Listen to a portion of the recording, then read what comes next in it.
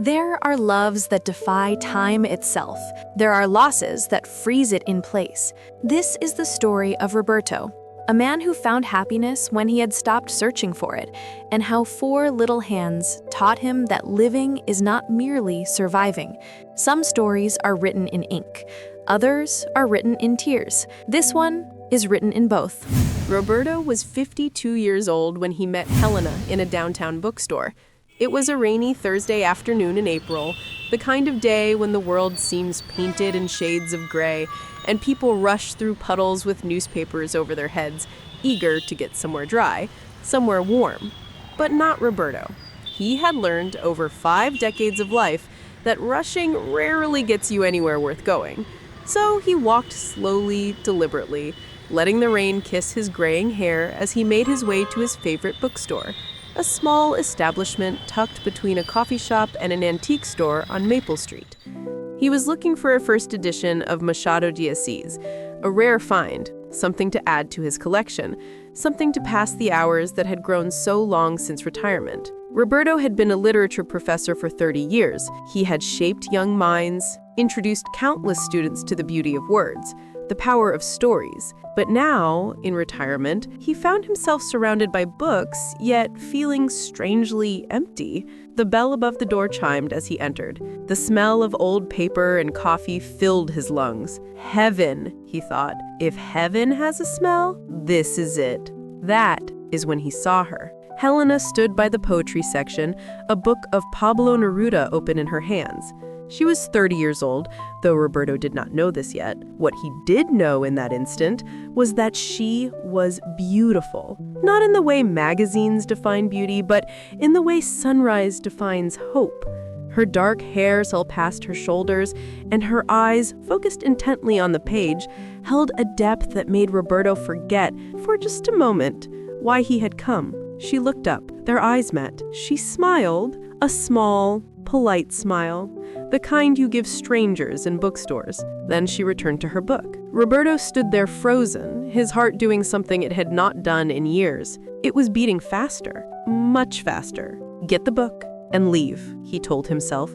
You are 52 years old. She is young enough to be your daughter. Do not make a fool of yourself. But then she dropped her book.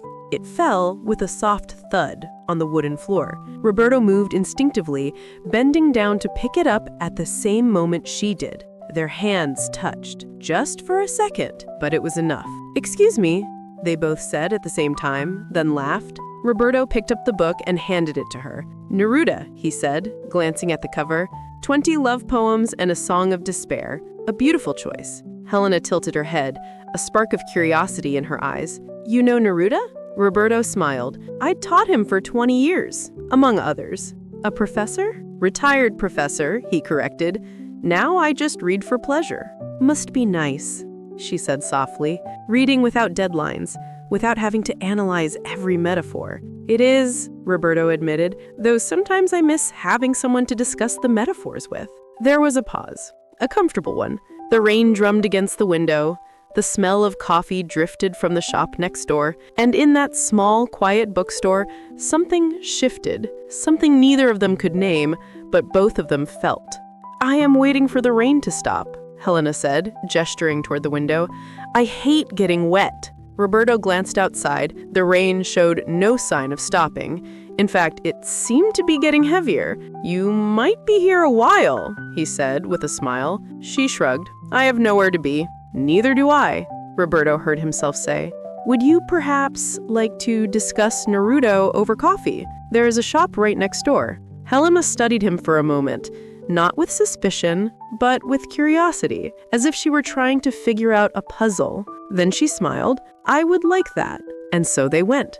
2 strangers on a rainy Thursday, a retired professor and a young architect, 52 and 30, an unlikely pair, but then the best stories often are. The coffee turned into 3 hours of conversation. They talked about books, about life, about dreams deferred and dreams yet to come. Helena was an architect, passionate about designing spaces where people could feel at home. Roberto was a man who had spent his life in the world of words, yet found himself struggling to describe what he was feeling in that moment. When the rain finally stopped, neither of them wanted to leave. "Can I see you again?" Roberto asked as they stood outside the bookstore. His heart pounded. He felt like a teenager, asking a girl to prom, not a 52-year-old man who should know better. Helena smiled. "I would like that," she said again. They exchanged numbers. They texted that night. They met for dinner the next week, then the week after. Then it stopped being scheduled and started being constant. Roberto had not felt this way in decades, maybe ever. His first marriage, in his 20s, had ended in quiet disappointment. No fireworks, no drama, just two people realizing they wanted different things. He had dated sporadically over the years, but nothing stuck. He had resigned himself to a quiet life, books, teaching, solitude. But Helena changed everything. She made him laugh. She challenged his opinions. She introduced him to modern architecture, to buildings that seemed to defy gravity, to designs that made him see the world differently. And he introduced her to classic literature, to the beauty of a perfectly crafted sentence, to stories that had survived centuries because they touched something universal in the human soul. 3 months in, they were inseparable. 6 months in, Roberto knew he wanted to marry her. But there was the age difference. 22 years. It gnawed at him in the quiet moments. When they walked through the park and he noticed younger couples glancing at them with barely concealed judgment. When Helena's friends asked her, with raised eyebrows, if she was sure about this. When Roberto looked in the mirror and saw the gray in his hair, the lines around his eyes, the undeniable truth that he was growing old while she was still young. One night, over dinner at her favorite Italian restaurant, Helena brought it up. "You are worried about the age difference," she said. It was not a question. Roberto set down his fork. He had learned not to lie to her. She saw through everything. "I am," he admitted. "I cannot help it. You are 30, Helena. You have your whole life ahead of you. I am 52.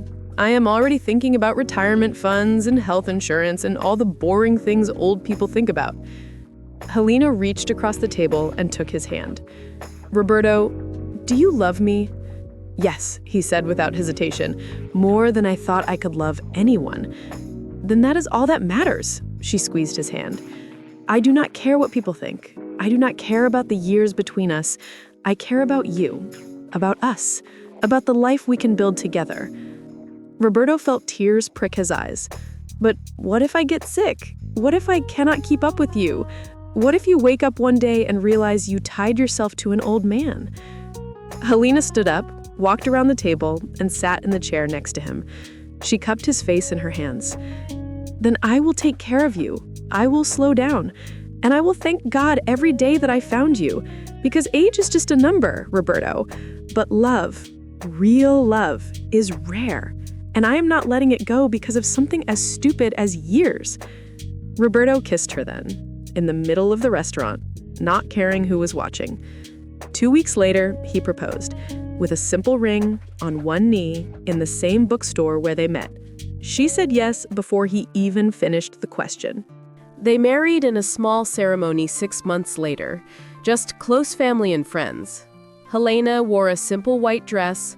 Roberto wore a suit that made him look distinguished, or so Helena said.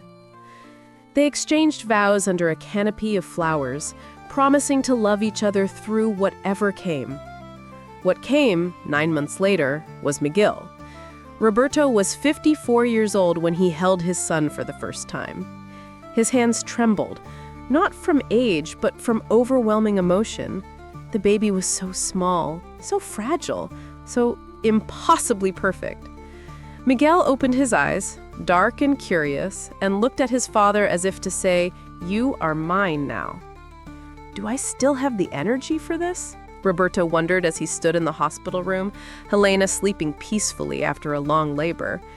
"Can I do this? Can I be a father at 54? But then Miguel yawned, a tiny, toothless yawn, and Roberto knew the answer.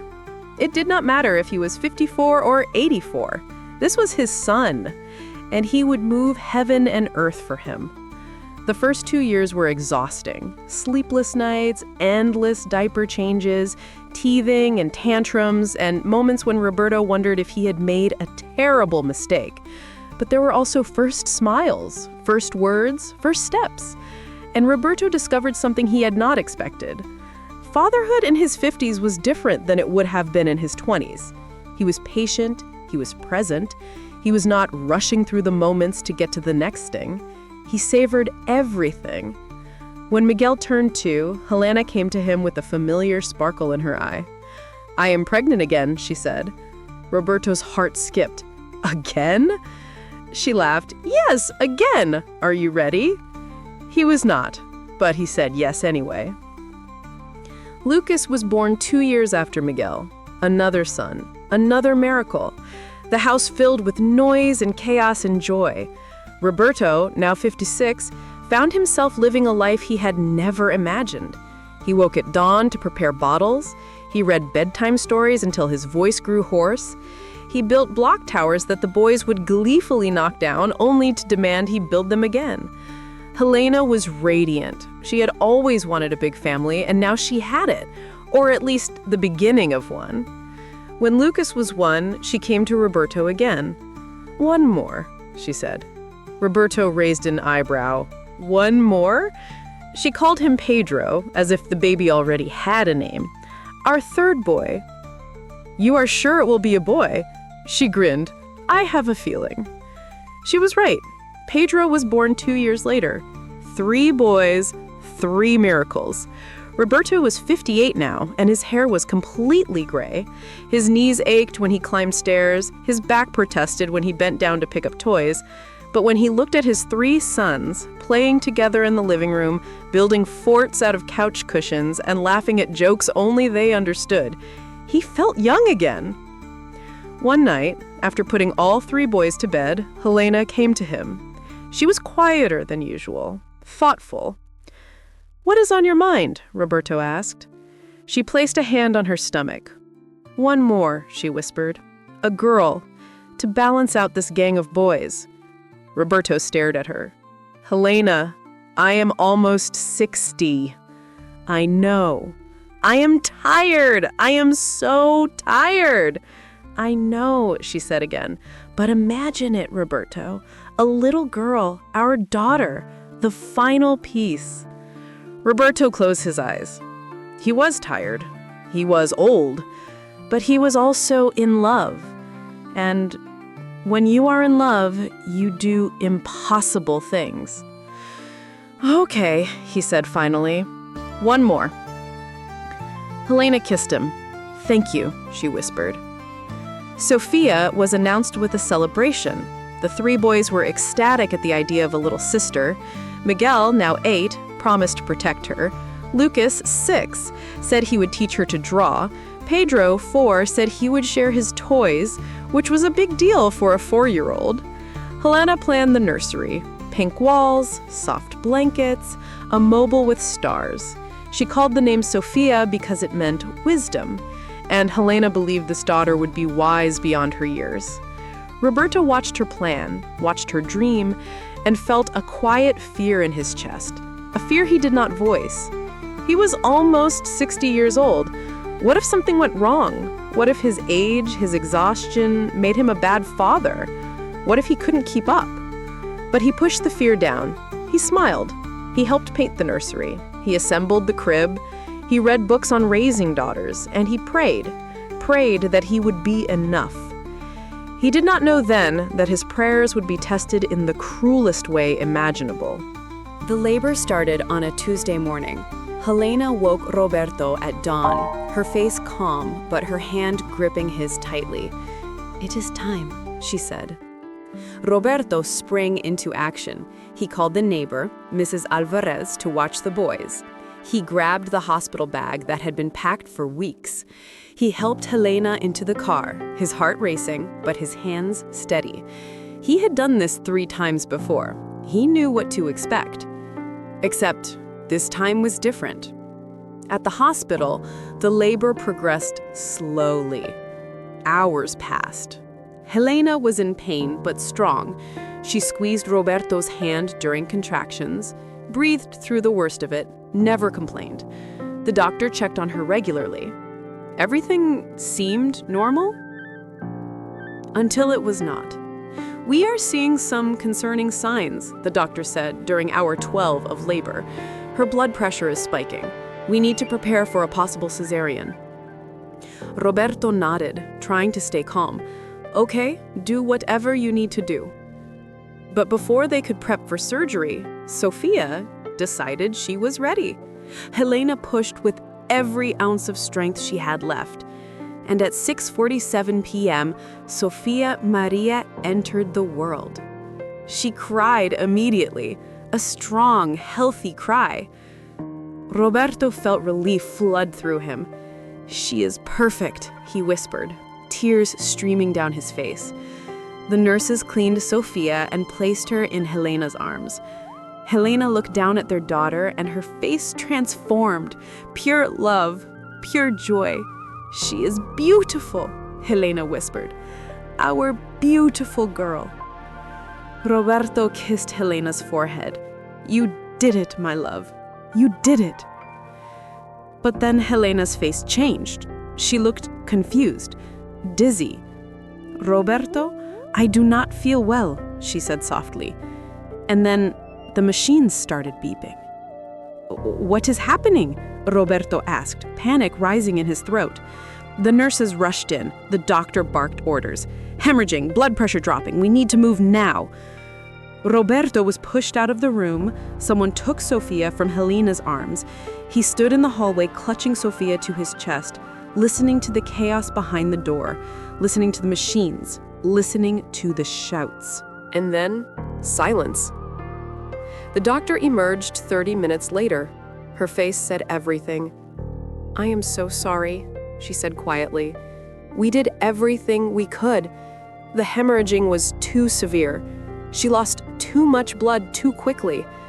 There was nothing more we could have done." Roberto could not breathe, could not think, could not process the words. "She is gone?" he whispered. The doctor nodded. "I am so sorry." Roberto looked down at Sofia, sleeping peacefully in his arms. This tiny, perfect baby, this miracle. And he realized in that moment that miracles come with a price. Helena had given her life for this child. And now Roberto, at 60 years old, was alone, with 4 children, the youngest just minutes old. He sank into a chair in the hallway. He held Sofia close, and he wept. Deep, broken sobs that came from a place he did not know existed. "How?" he thought. "How am I supposed to do this?" But Sofia stirred in his arms.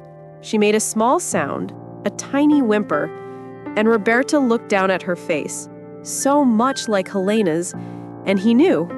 He had no choice. He had to do this. For her, for all of them. Roberto returned home 2 days later with Sofia in his arms and a hole in his chest where his heart used to be. The boys ran to the door, excited, innocent. They did not understand yet. Mrs. Alvarez had told them Mommy was tired, that she needed to rest, but they would see her soon, right? Roberto knelt down, careful not to jostle Sofia. He gathered the 3 boys into his arms and he tried to find the words. Words to explain the unexplainable. Words to make sense of the senseless. "Where is Mommy?" Miguel asked, his 8-year-old face full of hope. Roberto's voice cracked. She had to go away." "When is she coming back?" Lucas asked. Roberto shook his head, tears falling freely now. "She is not coming back, boys. Mommy got very sick, and the doctors tried very hard to help her, but they could not. She died." The word hung in the air like a guillotine. Miguel's face crumpled. No, that is not true." Lucas started crying immediately. big, heaving sobs. Pedro, only 4, did not understand. "Died?" he asked. "What is died?" Roberto pulled them closer, all 3 boys now crying, and he tried to hold them together, even as he was falling apart. "It means she is gone, sweetheart. It means we cannot see her anymore. But she loved you. She loved you so much. And she left us Sofia. She left us this beautiful baby girl." They cried together on the floor of the entryway for what felt like hours. Sofia, oblivious, slept in Roberto's arms, and Roberto realized with a sinking horror that this was just the beginning. The funeral was 4 days later. Roberto stood at the front of the small church, holding Sofia, the boys pressed against his sides. He stared at the casket, at the flowers, at the picture of Helena smiling, and he could not believe this was real. How do you bury the love of your life? How do you say goodbye to the woman who gave you everything, including 4 reasons to keep living? He did not have answers. He only had grief and responsibility and fear.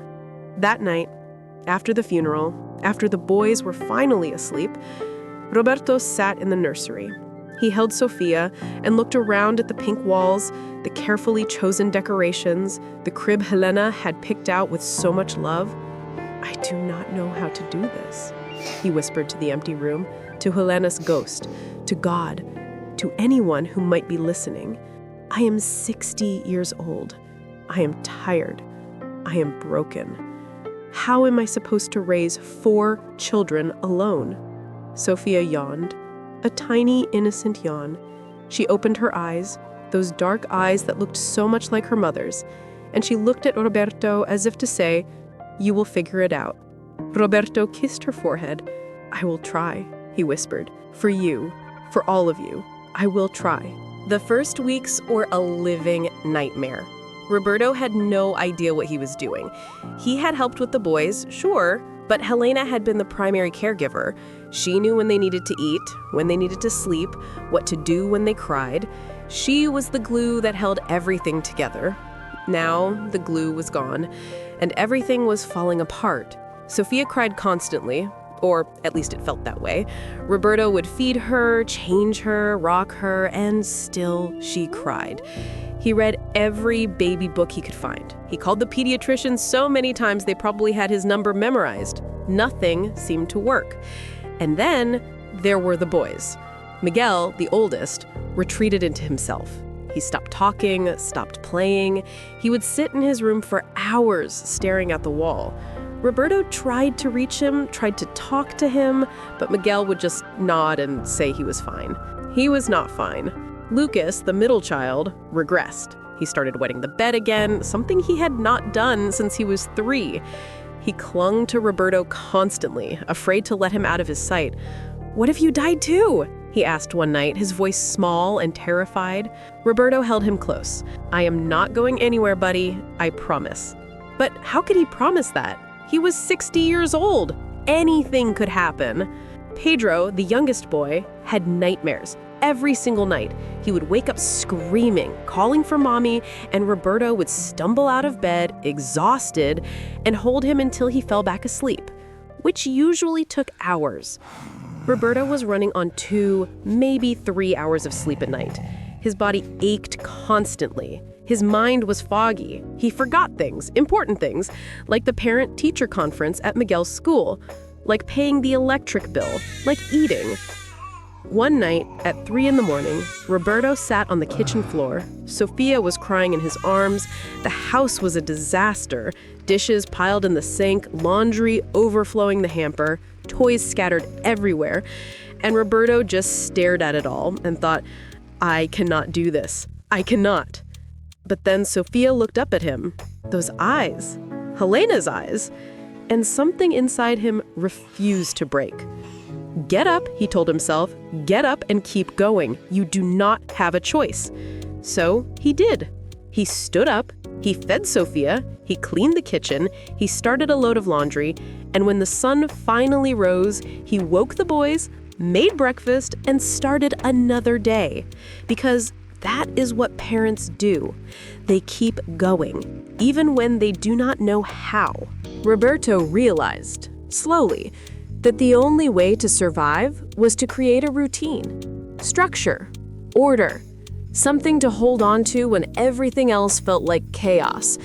So he made a schedule, a rigid, unforgiving, necessary schedule. 6 in the morning, wake up, make coffee, prepare Sofia's bottle. 7, wake the boys, get them dressed, make sure they brush their teeth. 8, drop Miguel and Lucas at school, drop Pedro at daycare. 9 to noon, care for Sofia, clean the house, prepare lunch. Noon, pick up Pedro from daycare. 1 to 3, lunch, nap time for Sofia, playtime with Pedro. 3, pick up Miguel and Lucas from school. 4 to 6, homework, snacks, baths. 6 to 8, dinner, more homework, bedtime stories. 8 to 10, get everyone to bed, which always took longer than planned. 10 to midnight, clean up, do laundry, prepare for the next day. Midnight to 3, wake up with Sofia, usually 2 or 3 times, then repeat. Every single day. Roberto lived on autopilot. He stopped thinking about what he was doing and just did it. 1 task at a time, 1 hour at a time, 1 day at a time. The days blurred together, weeks passed, then months. Roberto could not remember the last time he had sat down to read a book, could not remember the last time he had a full night's sleep, could not remember the last time he felt like himself. But the boys were fed, they were clothed, they were getting to school, and Sofia was growing, thriving, hitting all her milestones.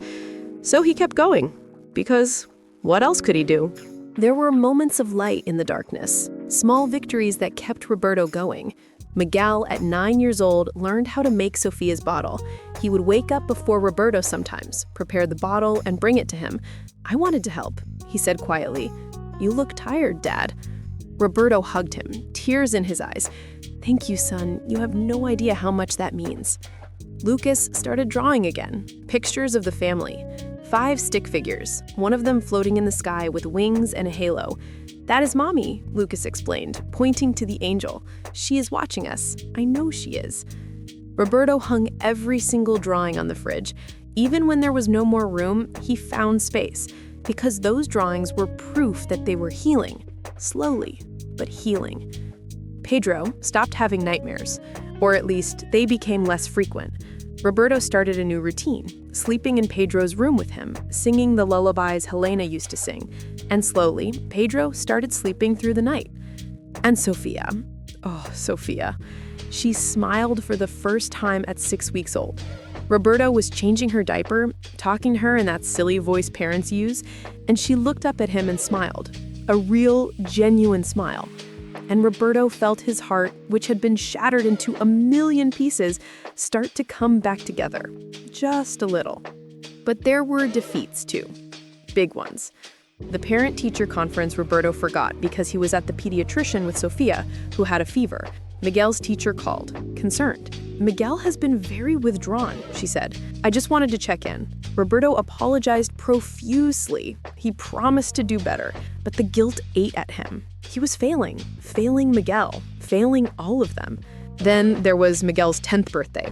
Roberto had planned to throw a party, invite his friends, make it special. But the week leading up to it, Sofia got sick, really sick. Respiratory infection.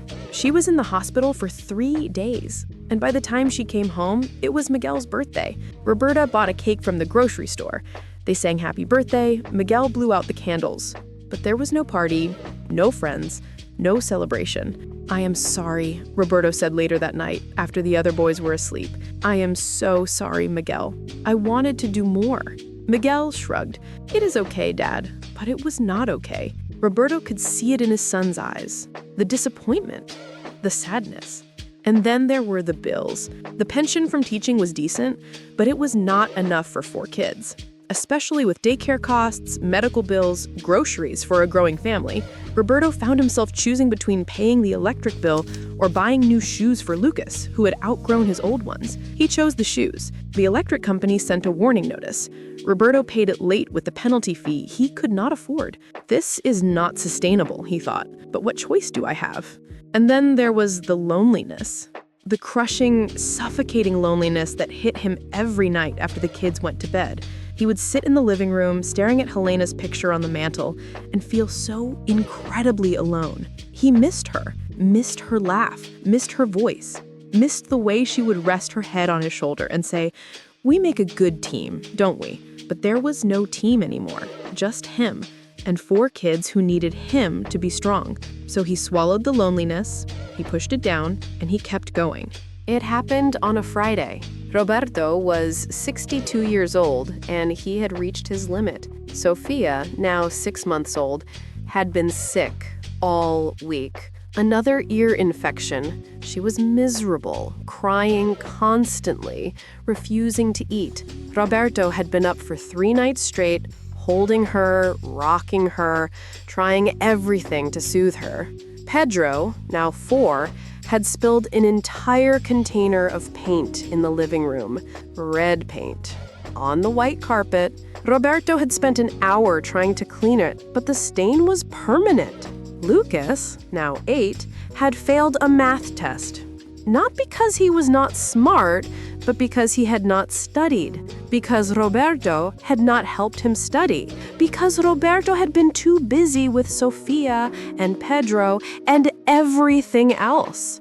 And Miguel, sweet, quiet Miguel. He had gotten into a fight at school. Someone had made a comment about his mom, about how she was dead. And Miguel had snapped. He punched the kid, got suspended for 3 days. Roberto got the call from the school while he was at the pediatrician with Sofia. He hung up, closed his eyes, and felt something inside him crack. When he got home, all 3 boys were sitting on the couch. Pedro was crying because he knew he was in trouble. Lucas was staring at his feet. Miguel was stone-faced.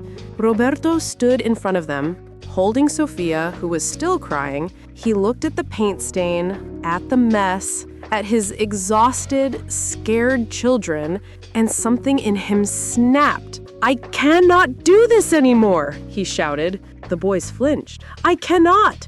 I am old. I am tired. I am trying my best, but it is not enough. It is never enough." The house went silent. Even Sofia stopped crying. Roberto sank onto the couch, his head in his hands. "I'm sorry," he whispered. "I am so sorry. I do not know what I am doing. I do not know how to do this without her." The boys stared at him. They had never seen their father like this, never seen him break. Then Miguel stood up. Slowly, he walked over to Roberto. He took his father's hand, the hand that was wrinkled and scarred and trembling. "Dad," Miguel said quietly, "we know this is hard. We know you are tired, but we do not have anyone else, just you." And then he hugged him. Lucas joined. Pedro climbed onto Roberto's lap. Sofia reached out with her tiny hands, grabbing at Roberto's shirt.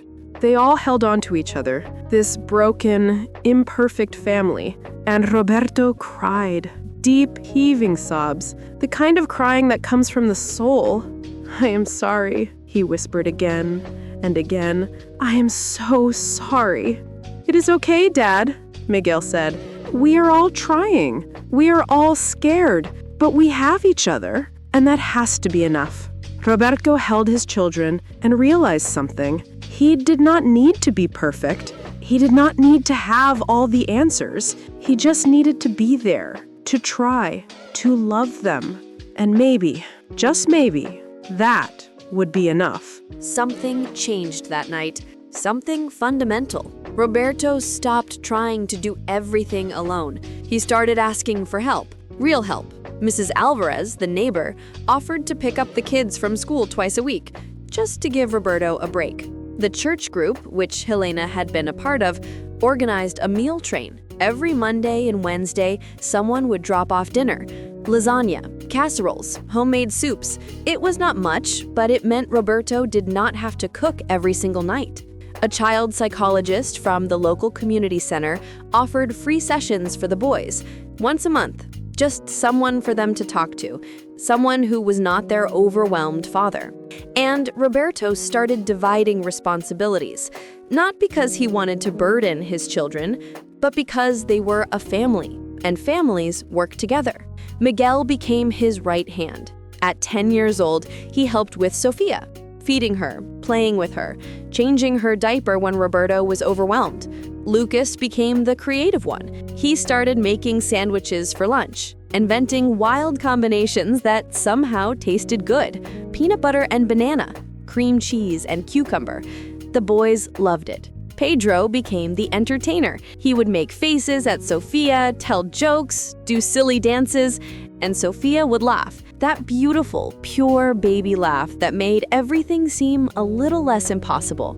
They became a team, a messy, imperfect, exhausted team, but a team nonetheless. Roberto learned to celebrate the small wins, Miguel getting a B on a test, Lucas making it through a week without wetting the bed, Pedro sleeping through the night, Sofia hitting a new milestone. He stopped comparing himself to other parents, stopped feeling guilty that they did not have the perfect house, the perfect meals, the perfect lives, because they had something better. They had each other, and they had love. And slowly, day by day, they started to heal.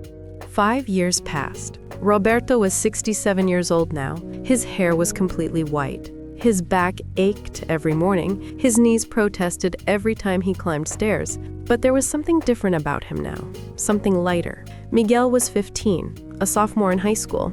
He was quiet, serious, but he had started to open up again. He talked about college, about becoming a doctor, about helping people the way he wished someone could have helped his mom. Roberto was so proud of him he could barely speak. Lucas was 13, a budding artist. His drawings had evolved from stick figures to detailed portraits. He had painted a picture of Helena from memory, and it hung in the living room. "She is always with us," Lucas said when Roberto cried looking at it.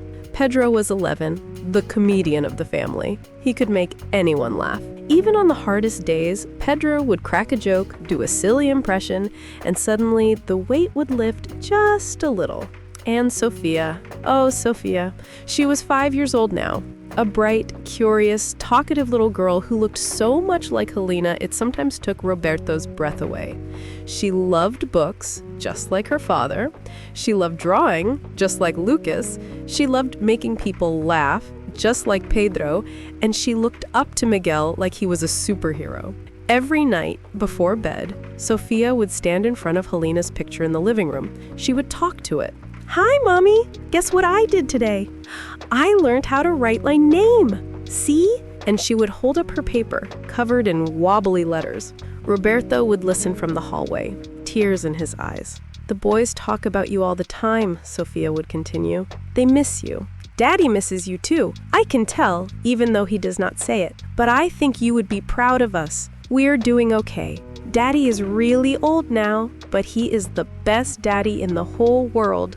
Roberto would wipe his tears and step into the room. "Time for bed, princess." Sofia would climb into bed and Roberto would tuck her in. He would read her a story, kiss her forehead, and turn off the light. And as he walked out of her room, he would whisper to Helena's picture, "We are doing it, my love. We are really doing it." The years continued to march forward. Roberto turned 70. 70 years old with 4 children still at home. People in the grocery store would stare. People at school events would whisper, "Is that the grandfather? No, that is the father."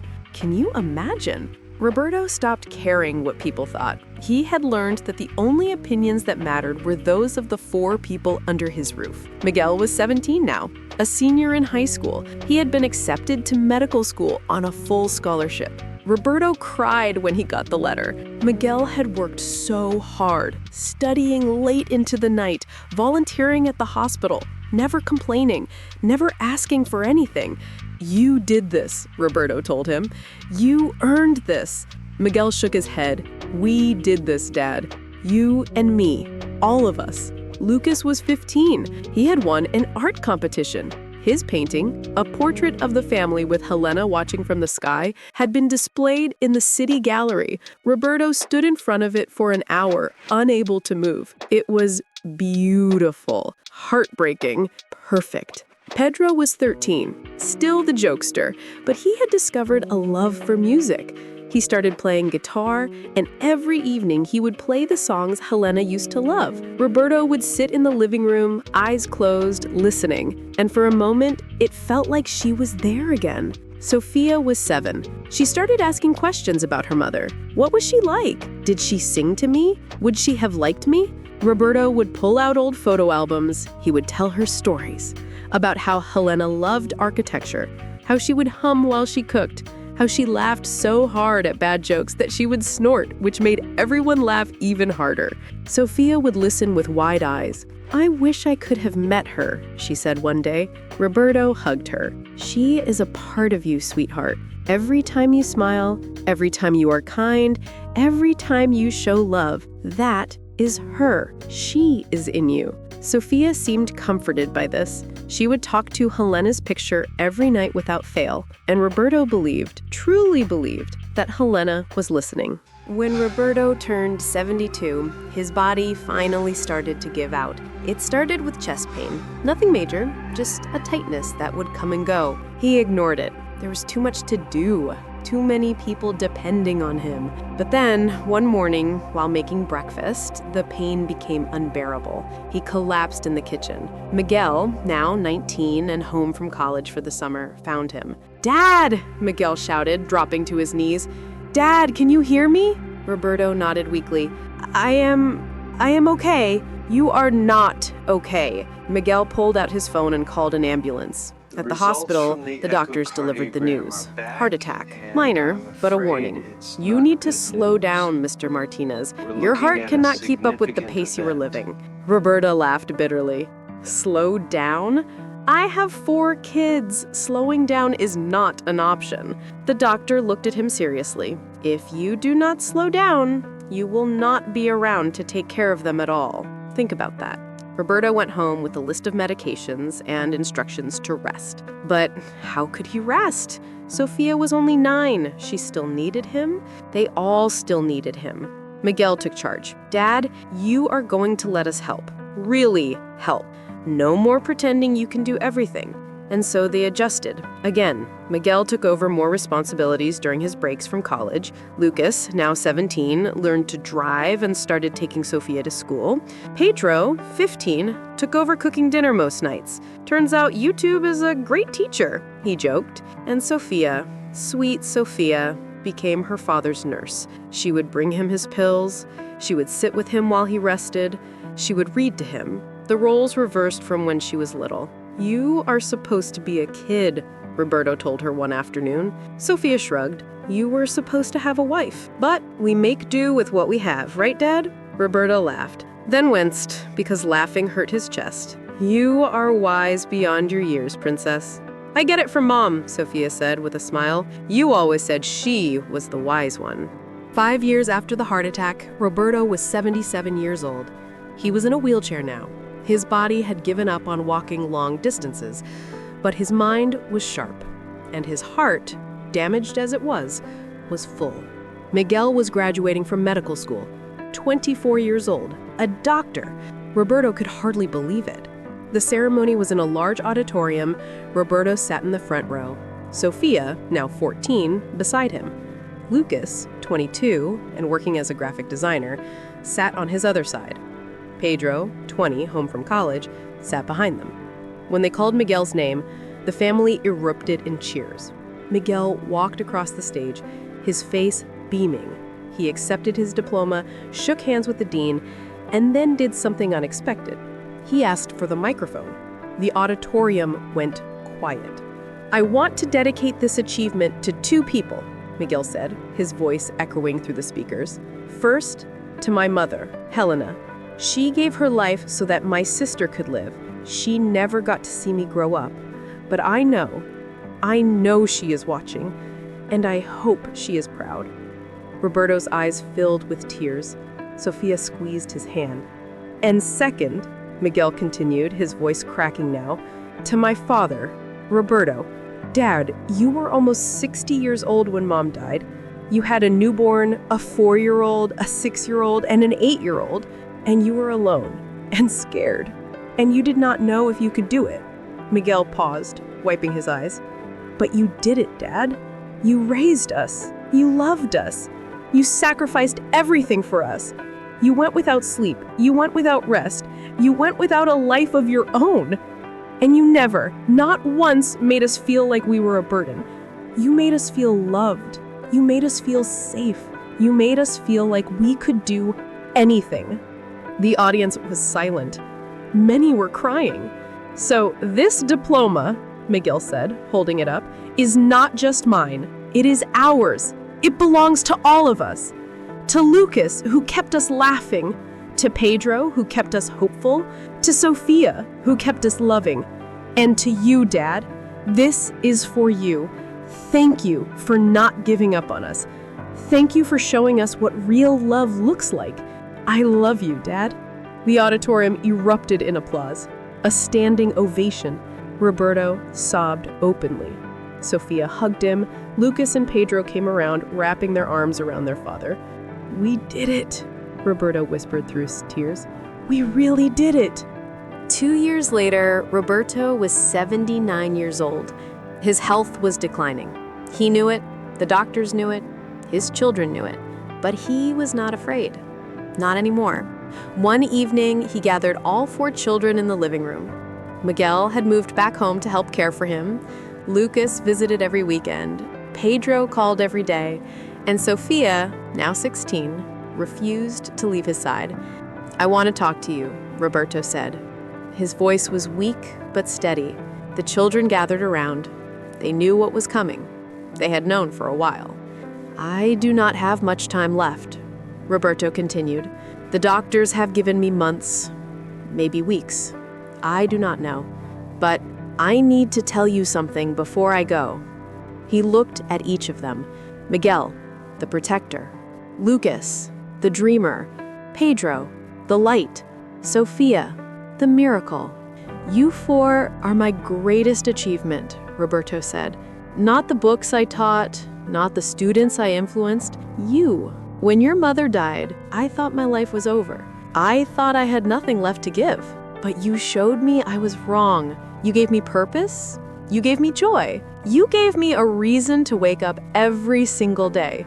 Dad, Miguel said, tears streaming down his face. You not have to. Yes, I do, Roberto interrupted gently. I need you to hear this. I need you to know that raising you, even though it was the hardest thing I've ever done, was also the greatest honor of my life. And your mother, wherever she is, I know she is proud, so proud, of all of you. And of us. We did it. We kept our family together. And that is worth everything. He reached out, and they all took his hands. They sat like that for a long time, a family, broken in some ways, but whole in all the ways that mattered.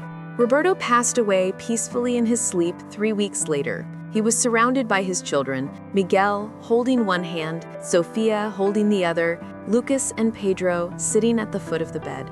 When he took his last breath, they did not cry, not at first, because they knew. They knew he was finally at peace, finally with Helena again.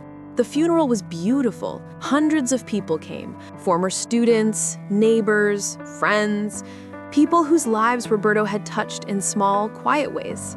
Miguel gave the eulogy. He talked about his father's strength, his patience, his unwavering love. He talked about how Roberto had been both mother and father, how he had given up his golden years to raise 4 children, how he had never complained, never given up, never stopped loving.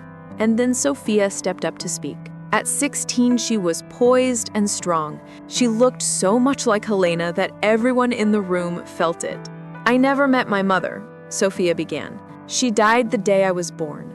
For a long time, I felt guilty about that, like it was my fault. But my dad, he told me something I will never forget. She paused, looking at the casket. He said, Sofia, your mother gave you life, and I gave you a childhood. Together, we gave you love. And that is all that matters. Sofia smiled through her tears. My dad was 79 years old when he died. He raised 4 kids alone from the time he was 60. That is 19 years of diapers and homework and sleepless nights and doctor's appointments and school plays and soccer games and everything in between. 19 years of putting us first. 19 years of love. She looked at her brothers, and because of him, we are okay. We are more than okay. We are strong. We are kind. We are loved. And we will carry that with us for the rest of our lives. The room was silent, except for quiet crying. "So thank you, Dad," Sofia said, looking at the casket one last time. "Thank you for everything. And thank you, Mom, for giving us the greatest gift you could. You gave us him, and he gave us the world." This is the story of Roberto, a man who found love at 52, a man who lost it at 60, a man who spent nearly 2 decades raising 4 children alone, against all odds. It was not a story of perfection. There were mistakes, there were failures, there were moments of despair and doubt, but it was a story of love, real, messy, imperfect, beautiful love, because love does not have an expiration date.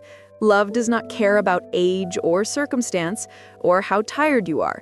Love simply endures. In 4 little hands, Miguel, Lucas, Pedro, and Sofia, Roberto found his purpose. He found his strength. He found his reason to keep going. And in the end, that is all any of us can hope for: to love deeply, to be loved fully, and to leave behind a legacy that lives on in the hearts of those we cherished most.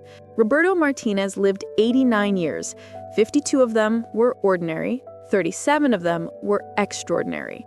And when his children look back on their lives, they will remember. They will remember the man who refused to give up, the man who chose love over ease, the man who showed them that being a hero does not require a cape. Sometimes it just requires showing up, day after day, year after year, with love in your heart and determination in your soul. Rest in peace, Roberto. You earned it. And Helena, wherever you are, you can rest easy too, because your children, they are going to be just fine.